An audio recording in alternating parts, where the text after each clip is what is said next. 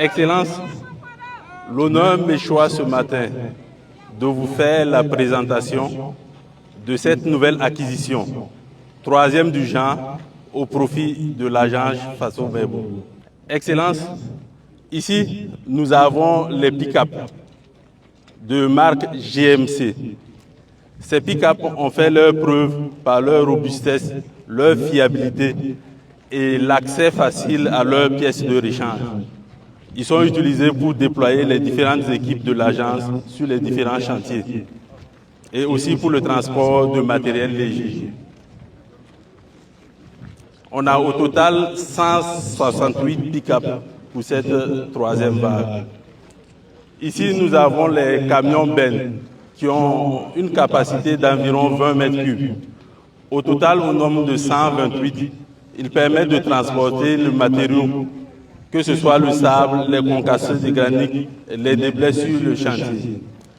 Leur système de basculement hydraulique permet de décharger rapidement les déblais sur le terrain, nous permettant de gagner en temps dans l'exécution des travaux.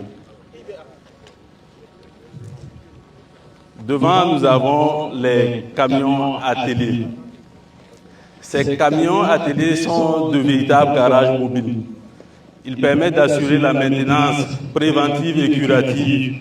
Ils sont le plus souvent utilisés en QRF quand on a plusieurs chantiers et interviennent ponctuellement pour pouvoir permettre l'avancée des travaux.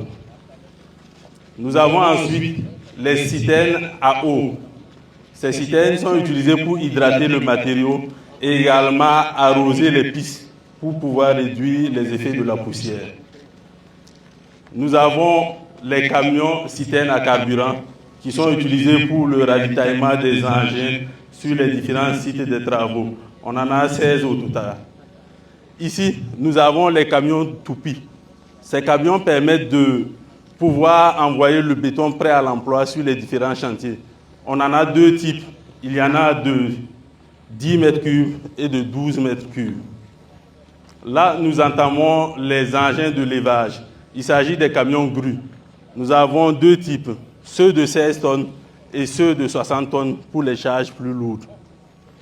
En face de vous, Excellences, nous avons quelques éléments constitutifs des centrales d'enrobés et des centrales de concassés.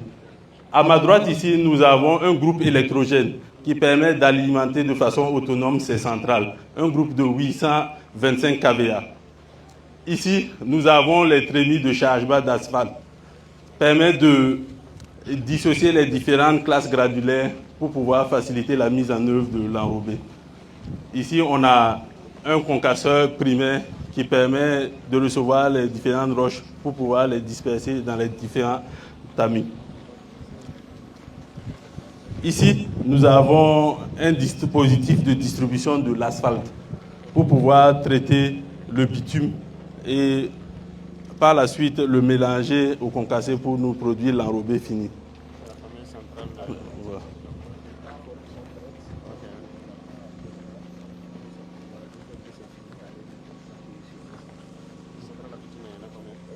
Il y en a 4.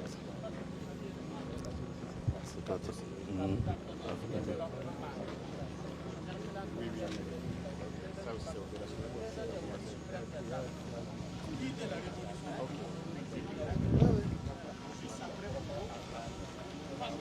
Donc ici, on a les cuves de stockage de l'asphalte.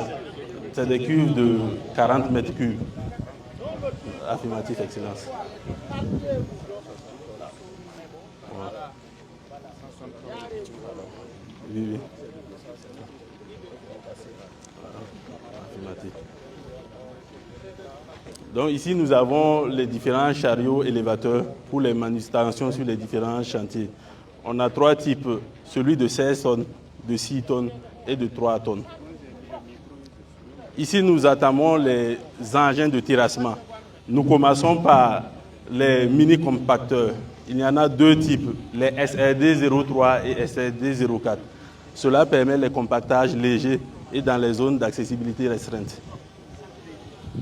Devant, nous avons les compacteurs rouleux lisses, 16 au total, permet les compactages plus lourds et le compactage des couches de roulement et des couches de finition.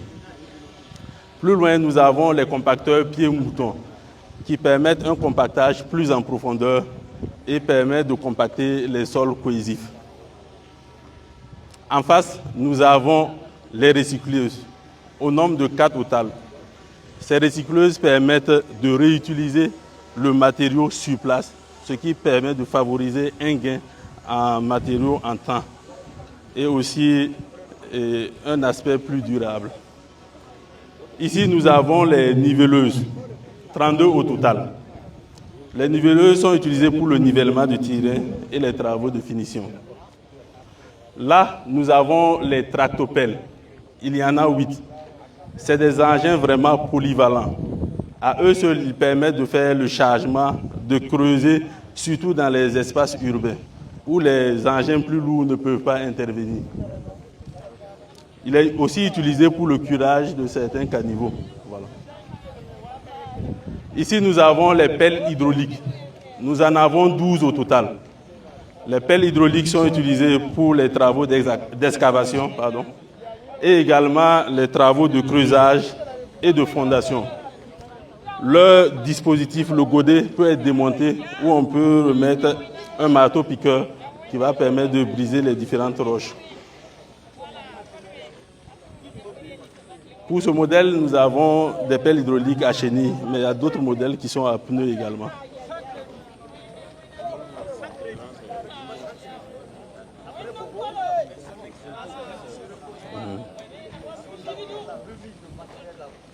Excellence, ici nous avons les pelles chargeuses. Ils sont utilisés pour le chargement des différents matériaux sur le chantier et pour le déplacement de certaines charges. En face de nous, nous avons les bulldozers. Ces engins sont les précurseurs sur le terrain. Ils permettent le décapage et également ils font un nivellement grossier.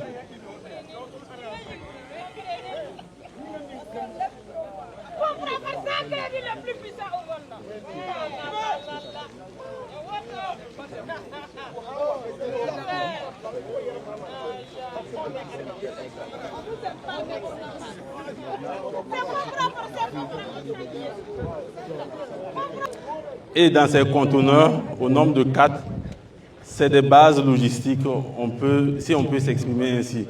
Ces conteneurs comprennent des groupes électrogènes, des ateliers de soudure, des compresseurs à heure pour pouvoir permettre aux vulgarisateurs d'utiliser ces appareils-là. Donc, ils sont utilisés pour les maintenances sur site. Excellence, ainsi prend fin la présentation des différents enjeux qui ferment le premier tableau. Les devoirs suprêmes. Donc, officiellement, je vous remets les clés de ces différents engins. Je pense que s'ils correspondent à 4 régions. La région de Tanouya, c'est ça, le Yoro, le Nando et puis le Nakambe. Donc, bien avant de passer sûrement entre vos mains là-bas, sûrement que vous allez les utiliser pour renforcer et accélérer les travaux de l'autoroute. Mais surtout pour que les utilisateurs puissent avoir la main sur leurs engins. Et là, dès qu'ils arriveront au niveau de vos régions, je pense que ça va aller plus vite. C'est ça? Ils sont tous recrutés et formés. Donc faites-en bon usage.